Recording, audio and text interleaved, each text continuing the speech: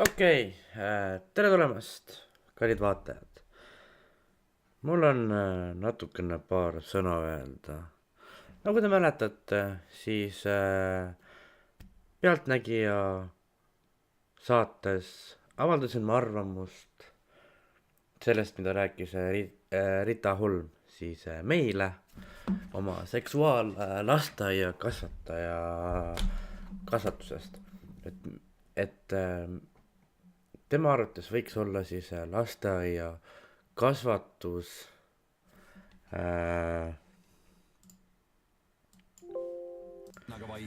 võiks siis olla lasteaeda tulla selline seksuaalkasvatus, kus siis on niimoodi, et kui tuleb teile väikestele lapsele, tuleb sinna juurde kommionu, pakub teile kommi, et väiksed lapsed ei tohiks vastu võtta, eks ole. Me saime sellest aru, on ju. Mina avaldasin oma arvamust, see on väga õige tegelikult, kõigil on ühel oma arvamus. Seega ma sooviksin koos teiega nüüd vaadata seda videot, mida ma siin kohe tahaks teha ja rääkida sellest, et tänases saates oli siuke saade nagu päriselu lood globalistid ja natsid, eks EKRE nats või? Jah, võib olla küll EKRE nats. Nii, mina vaatasin natukene ära, ma kerisin natuke tagasi ja ma jõudsin selleni, et ka oldi minu arvamusel, et lasteaias ei peaks olema seksuaalkasvatus. Mille jaoks praegu on vaja seda? Mille jaoks?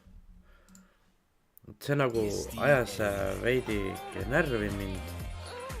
Nüüd siis ma tahaksin ka nagu teiega koos seda vaadata ja miks see nii on. Nii et paneme siin kohe video käima ja vaatame, kummal siis jäi õigus, kas minul, et kas võiks olla siis seksuaalkasvatus lasteaias juba 3, 4, 5, 6, 7 eluaastasest saati või mitte. Lähme, paneme selle video käima.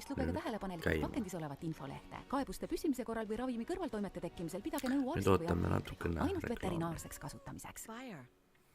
De plus en plus souvent, on voit les patients. Me näeme järjest enam ja enam patsiente, kes kannatavad hammaste tundlikkuse ja igemete tervitsuse all. Kui see probleem muutub tõsisemaks, on seda juba raskem lahendada.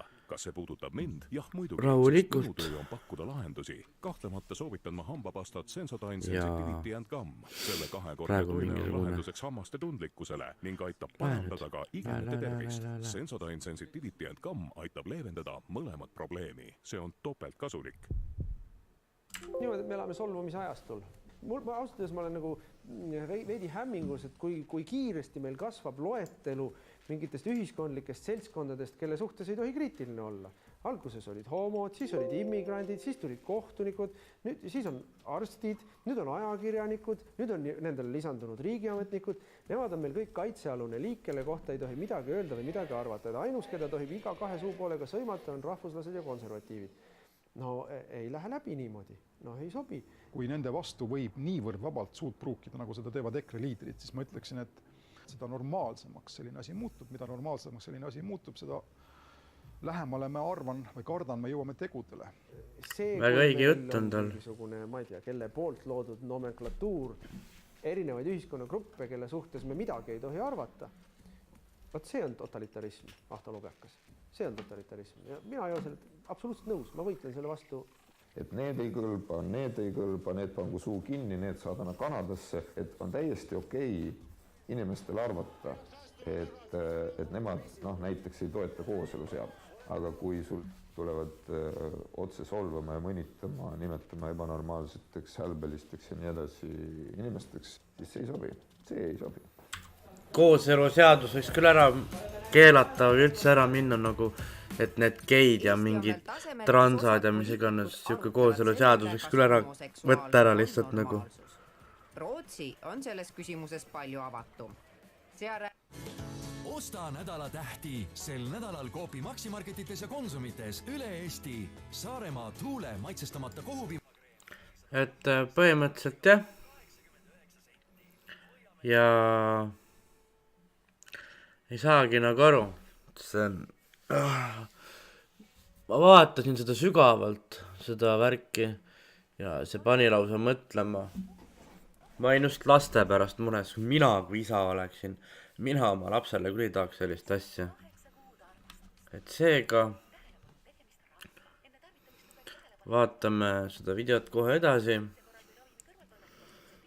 Selline teema tegelikult pea valutama. No mitte nüüd päris, aga no lihtsalt natukene kurb oli vaadata. Aga jah, ühiskond on putsis ja meie ei saa mitte midagi teha selleks.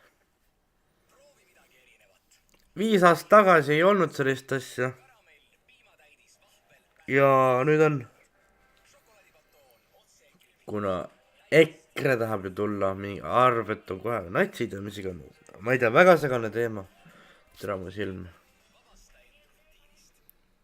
Räägitakse juba lasteaias erinevatest peremudelitest, et lapsed kasvaksid juba maast madalast üles teadmises, et elu on väga värvikirev ja kõiki tuleb aktsepteerida nii, nagu nad on. Ma arvan, et Rootsi on üks väga hea nagu näide sellisest riigist, kus mehe ja naise rollid on muutunud juba ammu. Et ei tehta vahet, et sina oled nüüd mees või mina olen nüüd naine. Ja see kõik algab koolist, et on gruppide segamine, see kõik algab töökohast. Siin Rootsi südalinnas see tal on praegu väga õige jutt, aga nüüd vaatame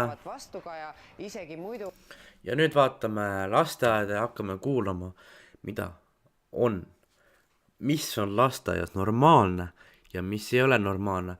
Rootsis on see vastu võetud, poisid kannavad seelikuid, tüdrukud kannavad, mida tahavad. Ma ei tea, mul ei ole sõnu lihtsalt, aga vaatame edasi. Äärmiselt liberaalsete rootslaste hulgas. Kõikidel sellistel teemadel on nagu 2 nagu äärmust. Et kui üks äärmus on seal, et kõik emad tahavad kasvatada oma poegadest machosid mehi ja tüdrukutest õrni printsesse, siis see teine äärmus on siis seal, et võtame nagu üldse selle soo ära. Aga mismoodi siin siis neid lapsi täpselt kasvatatakse, on väga huvitav uurida. Sooneutraalne lasteaed ei ole ka Rootsi mõistes veel tavaline lasteaed. Tegemist on võrdlemisi uuendusliku lähenemisega. This is like... Yes! Estonian flag. Yeah. So, are the children from Estonia? We have some children from Estonia, Really? but in this room we have all languages which our children are talking. Sooneutraalses lasteaias on täiesti tavaline, et tantsutunnis kannavad seelikuid nii poisid kui tüdrukud. So they can choose a skirt to dance with. So we dance to the music. See on nagu selles suhtes, et ma ei saa nagu aru, et miks poistel on vaja seelikuid nagu. Okei, ma saan aru, et see on välismaine asi, okei. Ma ei pane seda pahaks, aga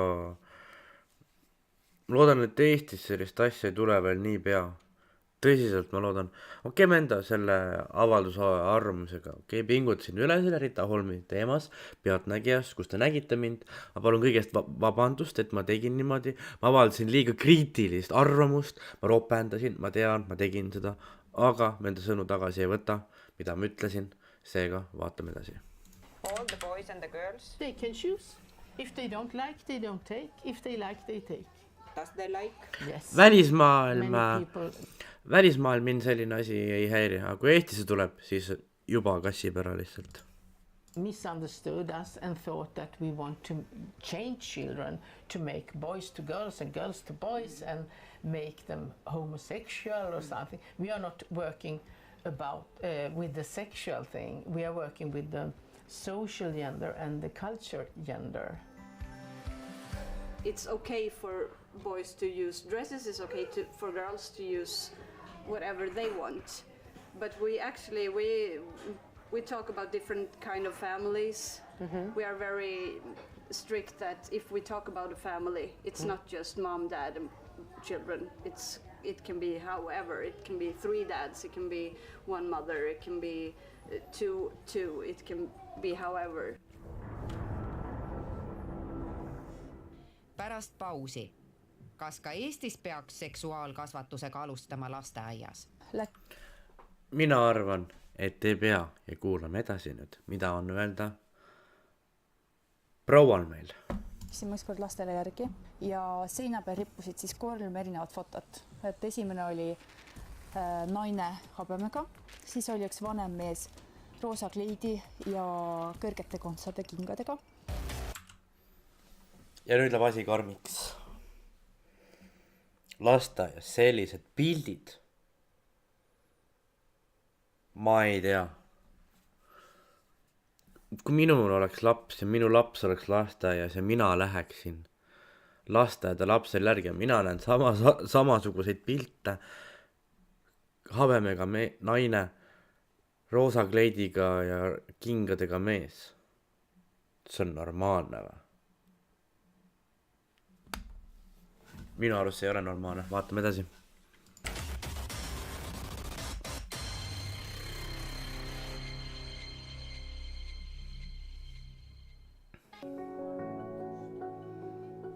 Kas erinevaid peretüüpe ja seksuaalkasvatust peaks tutvustama juba lasteaias?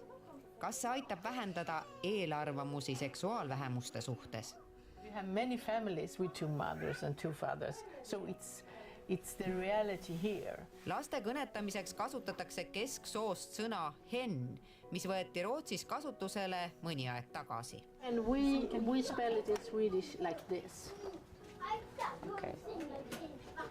And you have dolls here? Yes. So this is a boy or a girl? You can't say, you can't see it. You can make your own choice. This is the children doesn't ask that is this a boy or a girl? No. Is this a matter of them at all? They still have fantasy. They just put the name on them what they like. So we want to follow the development in the society, and we want to show the children that we understand their lives, their time, and their future.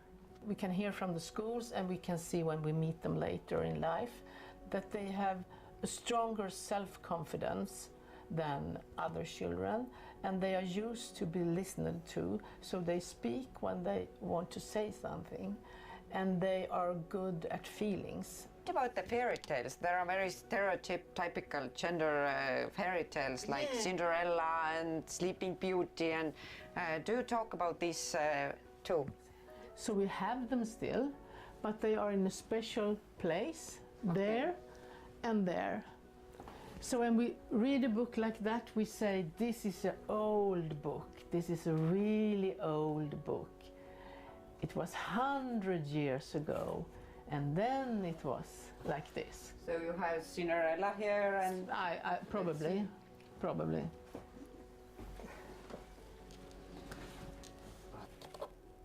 Näed, siin on see naerise välja kiskumise lugu.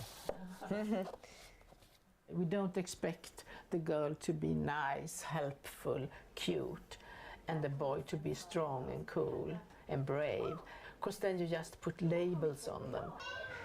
Seda lasteaeda eelistavad siin kindlasti geide ja lesbide ja transvestiitide perekonnad, aga üha populaarsemaks muutub see ka Rootsi heteroseksuaalsete perekondade hulgas ning kohalik omavalitsus rahastab neid lasteaedu, neid on siin 2 ja üle terve Stockholmi on neid juba 17.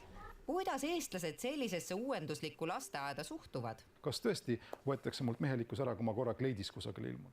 Inimese väärtust ei määra sooroll või tema sooline kuuluvus või sooline päritolu. See on juba tegelikult meditsiiniline probleem.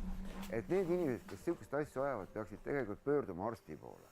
Ja siis arst tegelikult vaatab, et kas sa oled hiis või sa oled see või sa oled üldse kuu. Et see on nüüd seesama heaolu ühiskond. noh, ma tänan praegu õnne, et mul lapsed on juba lasteaiast nagu läbi käinud ja said hakkama ja on täiesti normaalsed lapsed. Aga muidugi see ehmatab jällegi, kui ma näen Eestist uudist, kus on lasteaias on printsesside päev ja sinna tulevad küünetehnikud tegema lastele keelküüni ja küüsi ja meiki ja ma ei tea, mis asju ja poisid vaatavad nõutult peale, et kuidas see nüüd peaks neid kõnetama. Ma arvan, et mul oleks sama küsimus, kuidas nagu kõnetada. Aga mõtle, kui tulevadki küünetehnikud lasteaeda, et hakkavad tüdrukutele meiki tegema ja küüsi värvima. See mingi rikub ära lihtsalt ju. Sest küünte värvimine ja meik, see on ju kõik keemia, mis näkku pannakse, see rikub nahka lõpuks ju. Mõelgi ise selle peale. Värvite küüned ära, mingi vägev. Kuidas poisid peavad sellesse nagu suhtuma, et mingid 4-aastased tüdrukud on mingi meigitud ja mingi küüned on lihtsalt ära värvitud. Ma ei tea, kui ma oleks 4, ma küll ei oskaks nagu sõna öelda. Ma vaataks, et mis asja, mida sa teinud oled omadega. Ma ei saaks arugi sellest üldse, ma oleks loll peast. Okei, vaatame edasi.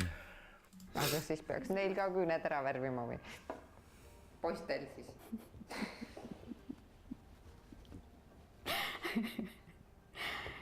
Selle peale ma ütleks, aga miks ka mitte? Et Rootsis värvitaks ka poistel.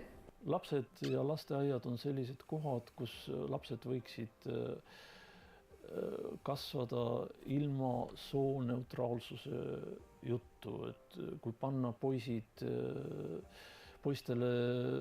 kleidid selga ja siis ma ei tea, võõbata neid roosadeks, see minu arust tegemist on perverssusega. No ma räägin, see on perverssusega, ma olen selle inimesega täiesti nõus. Ma olen selle härraga nõus. Ma olen täiesti nõus. See on perverssus lihtsalt, kui lasteaias juba mingid kleidid hakatakse toppima lihtsalt. Kui isegi tuleb meile Eestisse siuke asi, et vabad siuksed lasteaiad, kus poisid hakkavad ka kandma nagu te nägite just siin, et Rootsis nagu poisid kannavad seerikuid ja kui nad tahavad, siis nad ei taha, kõik on vabatahtlik, tüdrukud täpselt samamoodi ja kui Eestis oleks siukesi, see oleks perversus. Ma olen selle härraga jumala nõus lihtsalt.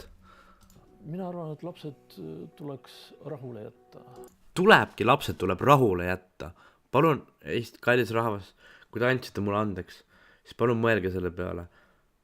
Lapsed tuleks rahule jätta sellest keskkonnast. Jätke lapsed rahule ja nad on õnnelikumad. Ka Rootsis elava eestlase Evelini meelest on liiga vara lasteaias seksuaalõpetust anda. Muidugi on varakult anda. Mida ma teile räägin siis? See on varaku. See on liiga vara 4-aastastele juba. See on liiga vara. Kas või meie oma siin väikeses lasteaias, Rootsi lasteaias, läksime ükskord lastele järgi ja seina peal rippusid siis 3 erinevat fotot. Et esimene oli naine habemega, siis oli üks vanem mees roosa kleidi ja kõrgete kontsade kingadega ja 3. pildiks oli siis rase meesterahvas. Ma arvan, et see rase meesterahvas, okei, 3, okei, see viimane oli jah päris juba. See on siis normaalne või? Minu arust see ka ei ole normaalne ju. Ta on liiga vara rääkida ja et see ei ole väga normaalne. Aga mida ütlesid need õpetajad, et kuidas nemad lastele seletavad, et miks mehel on rase kõht?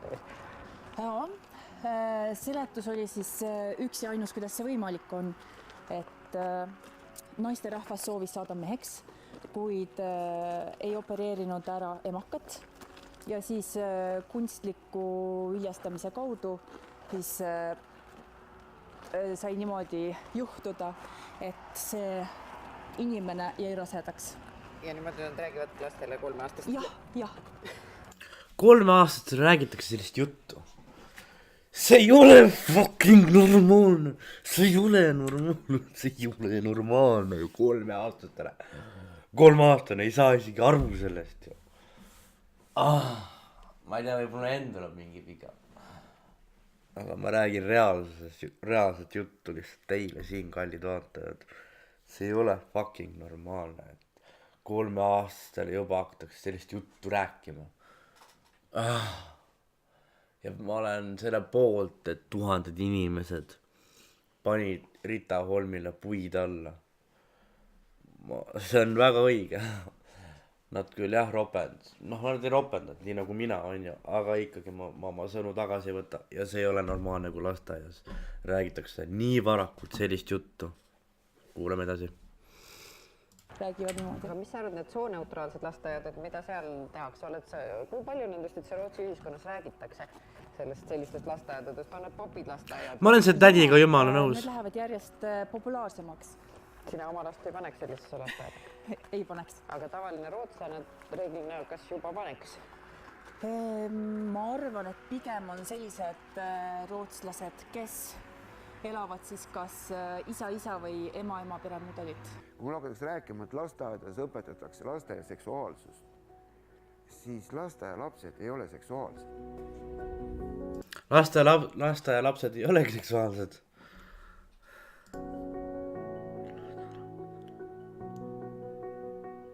Et miks me hakkame juba lapsepõlves nagu peale pressima mingeid oma täiskasvanute nagu asju. Mina arvan niimoodi, et lasteaias...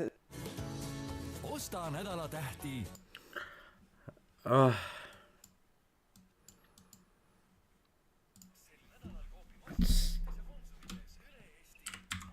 See on väga õige.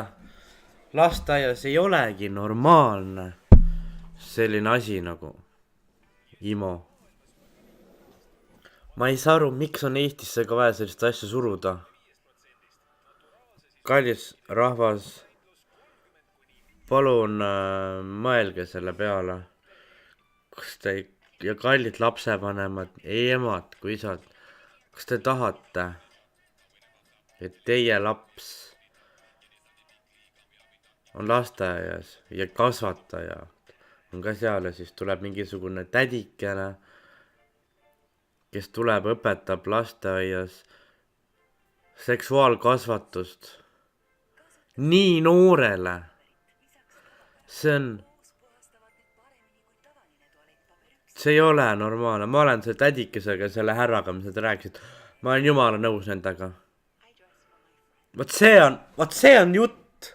Vot see on normaalne jutt. Inimese jutt lihtsalt juba. Aga see, et paneme kuradi lasteaia kasvatus, lasteaia seksuaalkasvatusse juba kuradi, hakkame seksuaalkasvatust õpetama. Inimesed, ühiskond on putsis. Ja nüüd vaatame edasi.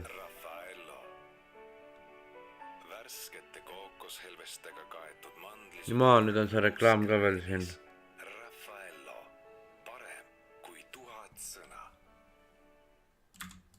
Need sooküsimused on kindlasti olulised, on poisid ja on tüdrukud ja mis on seal erinevus ja et võib-olla ongi sellised inimesed ka olemas, kes võib-olla kohe ei saagi aru, kas nad on pigem poisid või pigem tüdrukud. See ei ole mingisugune sotsiaalne konstruktsioon, et keegi on nüüd välja mõelnud sellise asja, et mõned inimesed on homoseksuaalsed. Saage üle sellest, nii on. No on küll, jah. Haridussüsteem, ma arvan, eakohaselt, mina ei tea, mis aastal ja missuguses klassis, ma ei ole pedagoogikat õppinud, peaks inimestele selgitama, milline maailm on, adekvaatselt seda tegema.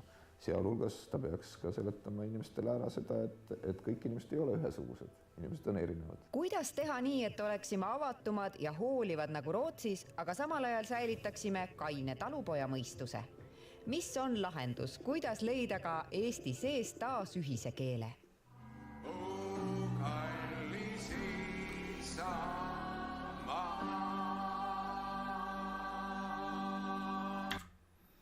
Ja video lõpetuseks on see, et hoidke oma lapsi ja armastagem neid. Ja